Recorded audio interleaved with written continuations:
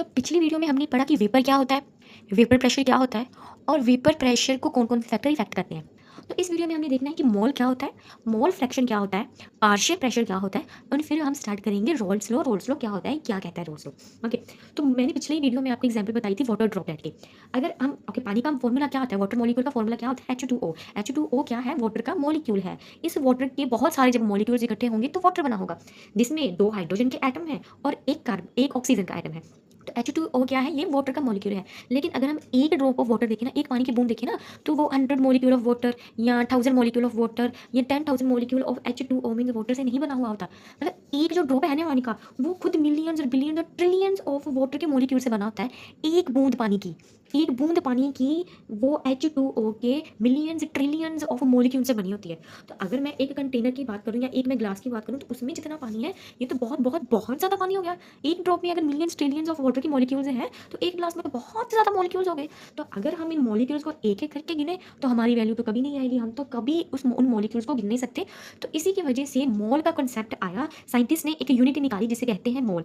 इसे 6.022 × 10⁻23 particles molecules ion होंगे, उनको हम एक मानेंगे, उनको हम एक मोल मानेंगे। मींस एक मोल में होते हैं 6.022 × 10⁻23। मतलब इसके कितने जीरो, मतलब कितने ज़्यादा मॉलिक्यूल्स होंगे एक मोल में। तो साइंटिस्ट ने देखा कि अगर एक ड्रॉप किसी भी मॉलिक्यूल की, एक ड्रॉप ऑफ वाटर लगा लो या एक ड्रॉप ऑफ एनी सोल्यूशन लगा लो, तो उसमें मिलियंस एंड ट्रिलियंस ऑफ उसके मॉलिक्यूल्स होते हैं। तो अगर हम उनको एक एक बार गिनेंगे वो तो हम गिन ही नहीं सकते। तो हम एक यूनिट बना लेते हैं जिसको हम मोल कहेंगे। तो एक मोल में कितने पार्टिकल्स या आयन मॉलिक्यूल्स या एटम होंगे, उसका नंबर है 6.022 × 10⁻23। इसको हम एवोगाड्रो नंबर भी कहते हैं।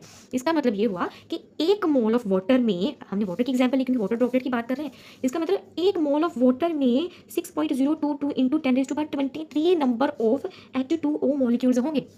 तो मोल पता क्या हुआ, मोल मींस नंबर ऑफ मॉलिक्यूल्स, उसे पर्टिकुलर सब्सटेंस के कितने नंबर ऑफ मॉलिक्यूल्स प्रेजेंट हैं उसे कहते हैं मोल।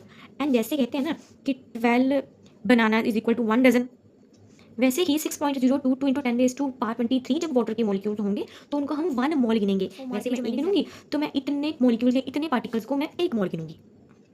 मतलब एक एक गिनने की बजाय अगर मैंने दिया 2 मोल्स, तो 2 मोल्स को 2 को मल्टीप्लाई कर दूंगी मैं ये वाले नंबर के साथ, एवोगाड्रो नंबर के साथ। तो मैंने इतने सारे नंबर ऑफ मॉलिक्यूल्स एक बारी में ही गिन लिए, तो मुझे एक एक करके गिनने की जरूरत नहीं पड़ी। ठीक है, जैसे फॉर एग्जांपल हमने वाटर मॉलिक्यूल ही एग्जांपल ली, तो एक मोल ऑफ वाटर मॉलिक्यूल कब होगा, जब उसका वेट कितना होगा 18 ग्राम। मतलब 18 ग्राम ऑफ वाटर की मॉलिक्यूल, अगर हम वाटर की मॉलिक्यूल का अगर हम वेट करें, जब वो 18 ग्राम होगा तो उसके अंदर 6.022 × 10⁻23 नंबर ऑफ H2O के मॉलिक्यूल्स होंगे। तो इसी को कहते हैं 1 मोल। ओके, अभी हम पढ़ेंगे मोल फ्रैक्शन के बारे में। आपको पता है सोल्यूशन क्या होता है, सोल्यूशन होता है मिक्सचर जिसमें सॉल्यूट भी होता है सॉल्वेंट भी होता है, या दो सॉल्वेंट को मिक्स करके भी एक सोल्यूशन बनाया जा सकता है। तो उस सोल्यूशन में कितने ए के मॉलिक्यूल्स हैं और कितने बी के मॉलिक्यूल्स हैं, उनके फ्रैक्शन को कहते हैं मोल फ्रैक्शन। तो हमने ये नंबर्स नहीं गिनने हैं, जैसे मैंने बताया कि हम मॉलिक्यूल्स को नंबर में नहीं गिन सकते क्योंकि एक ड्रॉप में भी मिलियंस और ट्रिलियंस मॉलिक्यूल्स होते हैं, तो हम उनको 1 बाय 1 नहीं गिन सकते। तो हम उनके लिए एक यूनिट यूज़ करते हैं जिनको हम कहते हैं मोल। तो हमने देखा कि 6.022 × 10⁻23 मॉलिक्यूल्स और एटम्स होते हैं जब, तो उसको हम मानते हैं 1 मोल। तो यहाँ पे हम मोल की फॉर्म में देखेंगे। ओके, तो इसका मतलब कि एक सोल्यूशन में ए के कितने मोल्स हैं एंड बी के कितने मोल्स हैं, उनका फ्रैक्शन निकालेंगे तो उसे हम कहेंगे मोल फ्रैक्शन।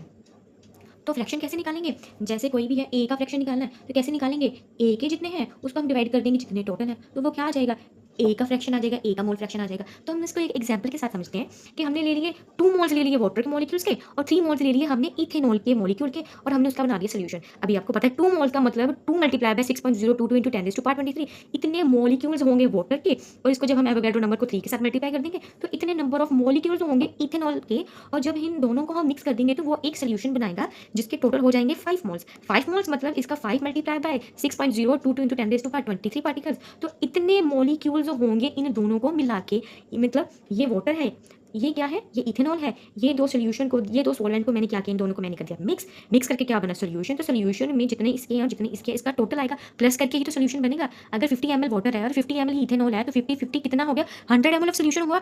वैसे ही अगर 2 मोल्स हमने वाटर के लिए, 3 मोल्स ऑफ हमने इथेनॉल के लिए, तो जब हम इसका सोल्यूशन बनाएंगे तो इन दोनों को प्लस करके 5 मोल्स ऑफ सोल्यूशन बनेगा, जिसमें 2 मोल्स ऑफ वाटर के होंगे और 3 मोल्स होंगे इथेनॉल के। तो इसका मतलब क्या है कि इतने मॉलिक्यूल्स ऑफ वाटर के प्रेजेंट है, इतने मॉलिक्यूल्स हैं इथेनॉल के प्रेजेंट, और ये है दोनों के मिक्स करके। तो अभी हम निकालेंगे मोल फ्रैक्शन। मैंने बताया कि मोल फ्रैक्शन कैसे निकालते हैं। अगर मैंने ए का निकालना है तो मैंने ए के मोल्स रख के मैंने डिवाइड कर देना है उसको टोटल के साथ, मतलब जितना है, मतलब सोल्यूशन के साथ। अगर मैंने बी के निकालने हैं तो सेम फॉर बी, मैंने बी के मोल्स लिख के उसको मैंने डिवाइड कर देना टोटल के साथ। टोटल मीन सोल्यूशन के साथ। जैसे मैंने वाटर का मोल फ्रैक्शन निकालना है तो वाटर की मोल फ्रैक्शन मैं कैसे निकालूंगी, सबसे पहले मैं उसके मोल्स का नंबर लिख लूंगी। जितने मोल्स हैं, कितने मोल्स हैं, 2 मोल्स हैं, उसको मल्टीप्लाई कर देंगे एवोगाड्रो नंबर के साथ। तो इतने मॉलिक्यूल्स ऑफ वाटर प्रेजेंट है डिवाइड कर दूंगी मैं टोटल के साथ। टोटल में क्या है, वाटर के मॉलिक्यूल्स के साथ साथ इथेनॉल के मॉलिक्यूल्स भी हैं। तो मैंने टोटल के साथ जब डिवाइड कर दिया तो मेरे पास आ गई फ्रैक्शन।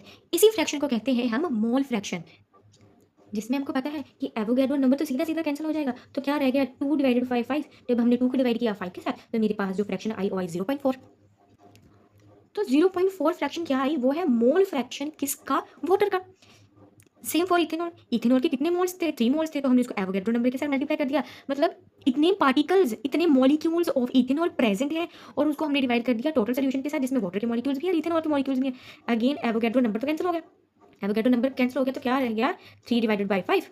तो जब हमने 3 को डिवाइड किया 5 के साथ तो मेरे पास जो फ्रैक्शन आई वो आई 0.6। तो 0.6 क्या है, इथेनॉल का मोल फ्रैक्शन है।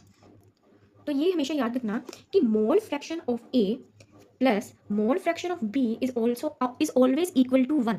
मतलब कि इसका फ्रैक्शन और इसका फ्रैक्शन, मतलब टोटल में जितने भी हमने लिखे हैं ना मॉलिक्यूल्स, जैसे वाटर, यहाँ पे वाटर इथेनॉल को प्लस करके किया था, तो इन दोनों का जब हम सम करेंगे, जब हम इसको प्लस करेंगे तो वो हमेशा 1 आएगा।